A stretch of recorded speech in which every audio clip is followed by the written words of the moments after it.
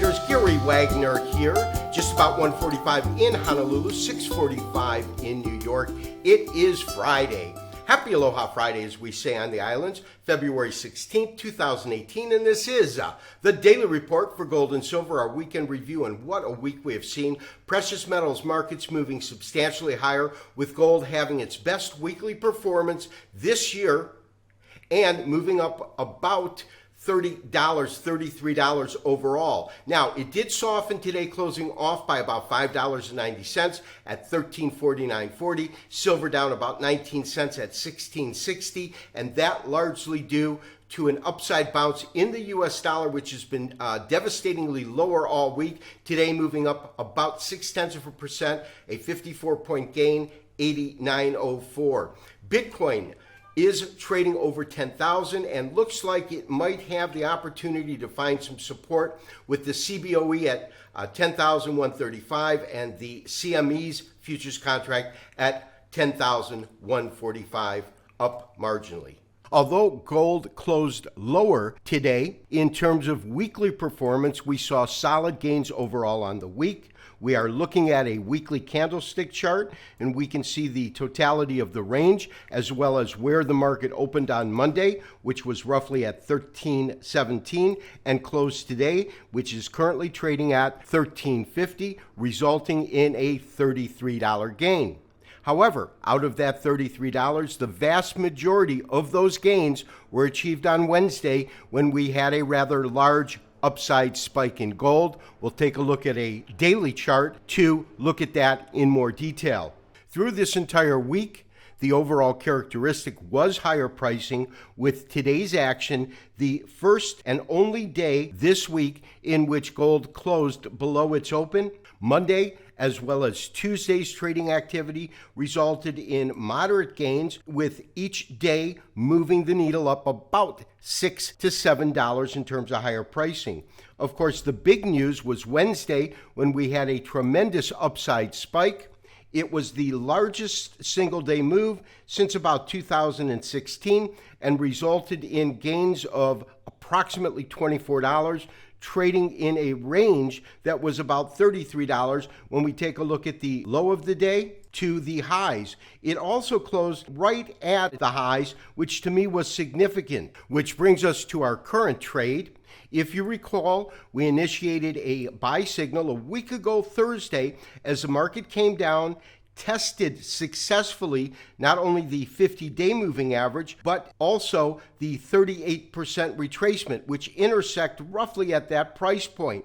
The fact that it traded to these lows and then bounced off and began to trade higher was the type of information we needed to issue a buy signal. Traders taking our call entered the market on Thursday or Friday at roughly 13.23. Initially, we had placed our stops below these lows at 13.09. However, throughout the week, as gold pricing began to move higher, we trailed our stops up on two occasions, the last one being yesterday, when we took our stop to 13.33, which is a couple dollars below the 23% retracement, and that is where it currently rests. Therefore, my recommendation is to maintain your current long position at 13.23, maintain your current stop at 13.33, locking in a small profit.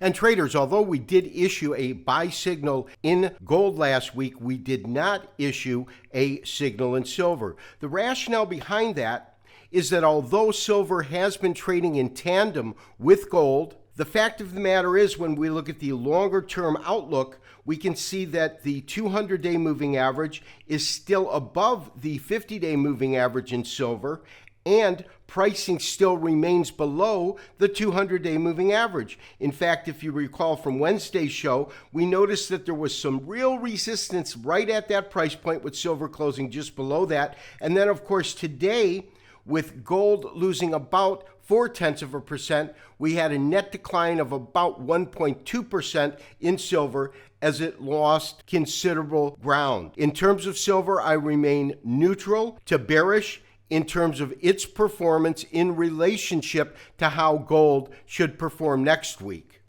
Which brings us to the US dollar and the dollar index, which has been trading under substantial pressure throughout the week up until today's small upside bounce. The dollar gaining roughly 0.6%, but overcoming any losses exhibited through Thursday's trading into and just at the closing price of the market on Wednesday of this week. This bounce up comes at an extremely critical area, and that area is the 61.8% retracement of a rather long data set. And traders, the best way to illustrate the dollar's current pricing and the critical support level that it's at, we need to look at a weekly chart, because the data set that we're going to use from this Fibonacci retracement begins in 2014, when the dollar index was trading roughly at 79, up to these highs just shy of 104 that occurred mid-2016. The 61.8% is a level that should be a line in the sand for any logical retracement. And the fact of the matter is that over the last months of trading, we can see that it has had lows that came just below it, and our highs have really matched for 3 of the 4 trading weeks. The fact of the matter is it did trade below this particular price point, closing below the 61.8% retracement level. However, today's bounce put current pricing substantially above this level. And traders, the future movement of the dollar index is going to be critical in determining where gold trades to from here. A substantial break on a closing basis on our weekly charts below 88.58 would signal a return to extremely bearish sentiment in terms of the dollar index. And if that happens, our target would take it to 84.50, which is the 78% retracement level of this same data set. If that occurs, that would be a 4% drop, and we would see a reciprocal gain in gold pricing.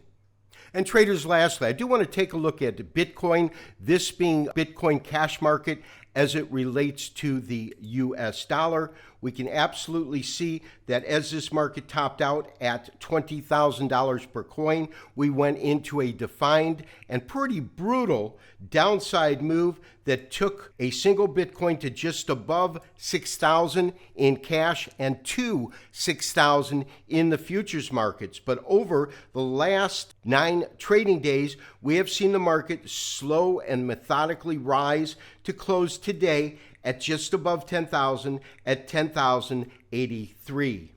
And traders, 10,000 to me is a critical level in terms of current Bitcoin pricing, because I believe that there's going to be substantial resistance in this area, as witnessed by some of these bottoms that came in, a price point where Bitcoin was certainly being supported at just prior to the break below 10,000 as Bitcoin futures moved to these lows at 6,000. The 40% gain that we have seen over the last week and a half is absolutely substantial, but we need to see Bitcoin close above 10,000 substantially, and the next level of resistance would not come into play until approximately $12,000 per coin.